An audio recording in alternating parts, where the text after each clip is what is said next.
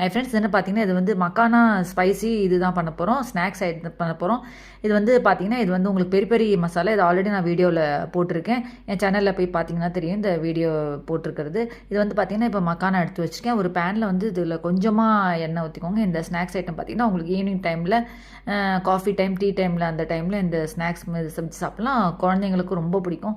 பசங்களுக்கு ரொம்ப விரும்பி லைக் பண்ணி இதை சாப்பிடுவாங்க. இந்த பெரி பெரி மசாலா சேர்த்துட்டு இந்த மக்கானா இருக்கு பாருங்க, அதை வந்து இதில் சேர்த்துட்டு அதை அப்படியே நல்லா அதை அப்படியே கொஞ்சம் நல்லா அப்படியே ஃப்ரை பண்ணி விட்டிங்கன்னா ஒரு ஈஸியான ஒரு ஸ்நாக்ஸ் வந்து ரெடி ஆகிடுச்சு பாருங்கள்.